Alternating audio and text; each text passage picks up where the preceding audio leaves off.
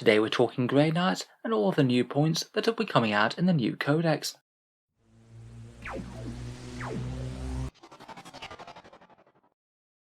Hello and welcome back to Auspex Tactics, the strategy focused 40k channel, where today we're back to the new chapter approved and we're looking into the points changes that Games Workshop have unveiled for the Grey Knights.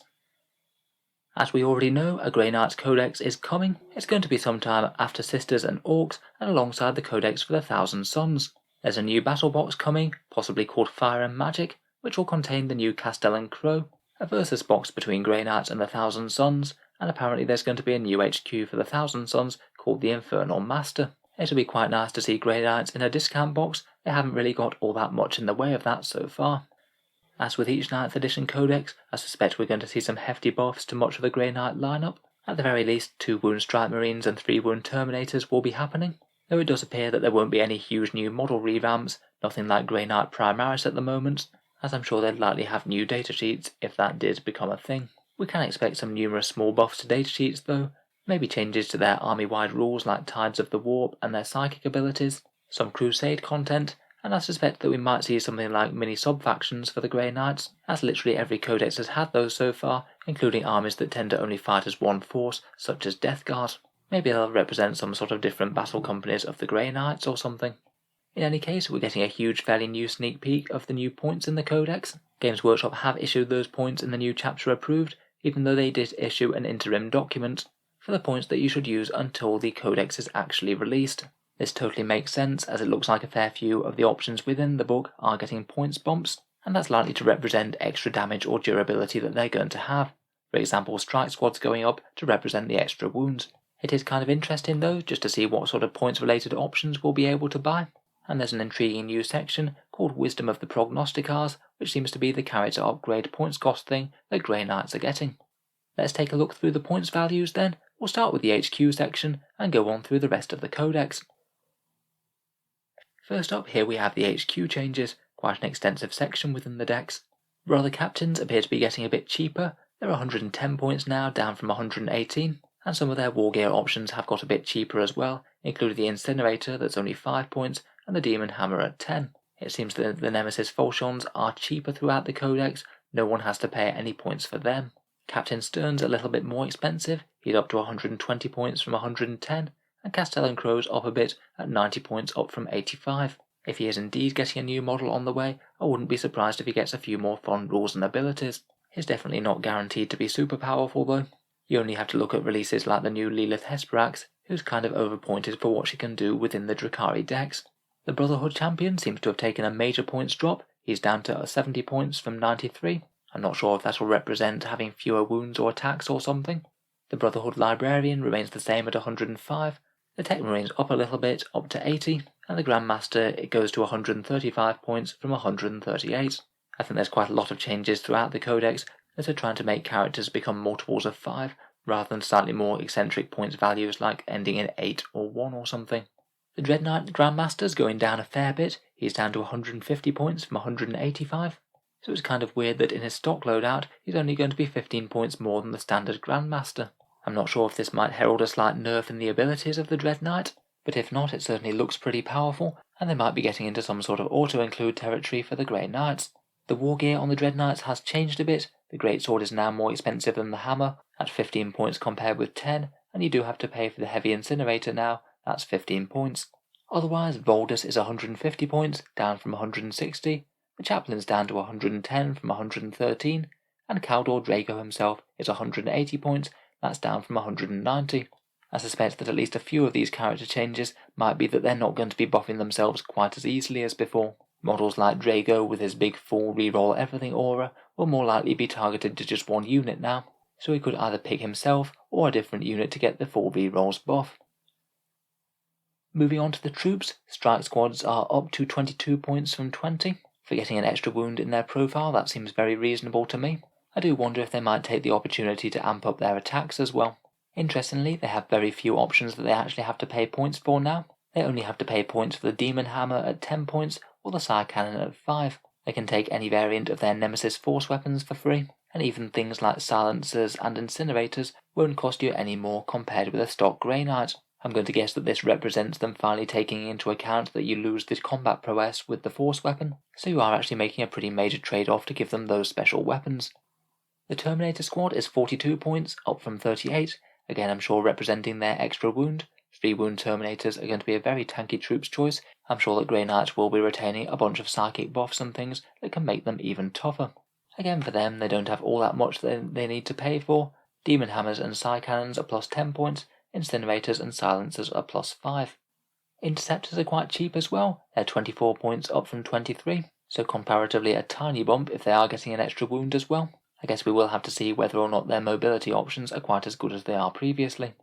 In the heavy support section, Land Raiders are 265 points, down from 285, as are all the others, and I still don't think are particularly useful. The Nemesis Dreadknight also sees a small drop, it's down to 120 from 135, and the Dreadknight Teleporter is plus 10 points, the Psy Weapons are plus 20, Incinerators 15, and the Greatswords 15 and the Hammer 10, just like the Grand Master. Again, it does make me wonder whether or not they're going to get some sort of stat line drops for this, otherwise they are looking like a very efficient unit indeed. Finally, we come to the Purgation Squad, 22 points up from 20, and they basically just seem to pay Strike Squad points for everything. Silencers and Incinerators are free, and Psy Cannons are just plus 5 points. That's a pretty hefty buff for these guys, to be honest. That seems like quite a lot of very cheap Psy firepower for not that many points. Moving on, we have the Elite section. Both the Apothecary and the Ancient, they're both 100 points now. I'm sure they'll likely get the similar rules to what they have in the Space Marine Codex, in addition to being able to cast psychic powers. I suspect that there won't be any option for a Chief Apothecary for the Apothecary, but I guess he's going to get the Combat Revival stratagem, plus the 6+ Feel No Pain and the Healing. Paladin Ancients are up a little bit, they're 110 points, I guess to represent the extra wound and toughness that they'll have. The Standard Dreadnought and the Venerable Dreadnought both have gone up 10 points. The Standard Dreadnought's 130 and the Venerable is 145. I'm going to guess that this is to represent them having psychic powers compared with the Standard Codex's Dreadnoughts, and I guess they are going to be core as well. It'll be kind of interesting to see whether or not the Nemesis Dreadknight is. For the Standard Dreadnought, the Dreadnought Close Combat Weapon is now free, and the Heavy Flamer is 5 points cheaper. Paladins have actually taken a small points drop, they're down to 47 points from 50, and it's now going to be interesting to see what differentiates them from Standard Terminators. I'm going to guess if they're taking a points cut, then it means that they might be unlikely to get the additional wound. I was wondering whether they'd be going up to 4 wounds when all of the other Space Marines gain the additional one. I guess they'll have extra attacks compared with the troops Terminators. It'll be interesting to see what else sets them apart. Otherwise for the Elites, the Purifiers are up to 23, up from 20. I guess the special rules that they get over Strike Squads will make or break them. Servitors are 30 points for a unit of 4 rather than 28, still good for actions and screening. And Venerable Dreadnoughts we've already mentioned. Finally, for other datasheets, Rhinos and Razorbacks are remaining the same. They do appear to be charging an additional 5 points for extra Stormbolters, as I believe is standard for other Space Marine vehicles. I'm not sure if Grey Knights temporarily got them free in the last points update. The Storm Raven appears to be dropped down from 310 to 290, the same as the standard ones, and I think that a few of the points changes have been swapped around on the Storm Talon. It remains 165. The Las Cannon seem to be 5 points down from 10, and the Assault Cannon option is now free. The Stormhawk Interceptor is unchanged at 185 at base. To be honest, I'm not sure the flyers are going to be particularly overwhelming in Grey Knights. I guess it's nice to have the option of fast-moving firepower, but in general their synergies just don't tend to overlap very well. Finally, we have a nice and intriguing section called Wisdom of the Prognosticars. It seems that this one's going to be Grey Knight's character points adjusted buff thing. And interestingly for them, they seem to have 2 different tables. One's for something called Visions of the Augurium, presumably Grey Knight's captains being warned about certain things that they'd be encountering when they ventured out, with things like a noble death or omen of incursion. Sounds quite fun. Maybe there'll be minor combat buffs in one way or another. I guess forewarned is forearmed, and the other one appears to be unique war gear options or kit. I'm going to imagine that they're going to be something like the Cryptek Arcana from Codex Necrons. Some nice fun looking names there as well, things like the Gem of Ignoctu, the True Name Shard, or Temporal Bombs. Nice to have another fun layer of customization for the characters, in addition to warlord traits and relics. Grey Knight lists do tend to be a bit character heavy after all. So much like the Prognosticars, a few intriguing visions of what is to come. I look forward to hearing any Grey Knights players' thoughts on the new changes, and anything that I've missed that could be important for the new Codex when they do get it. I'll certainly hope to review the Grey Knights decks in full when it's out, so feel free to subscribe to Auspex Tactics if you'd like to see that, and I'll certainly cover any news that Games Workshop puts out about new Grey Knights rules, boxes or models. Finally, if you'd like to help support the channel, I would just like to mention one way in which you can do so, which is my Element Games affiliate link down in the video description.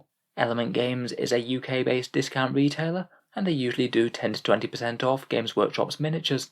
If you were thinking about ordering in some Warhammer at some point, if you do buy anything through them, a small amount goes to help Auspex Tactics, and it doesn't cost you any more when you order something. It can just be a way to help out the channel if you were thinking about buying something anyway. For people over in the USA and Canada, I do have a very similar Amazon link as well. That one works in basically the same way, and it applies to literally anything that you buy off Amazon, so if you were thinking about buying something, a bit of the sale can go to help support Auspex Tactics if you do click through that link first. A massive thank you to you guys who have been using those, it is very generous of you. In any case, a really big thank you for listening, and I'll hope to see you guys next time.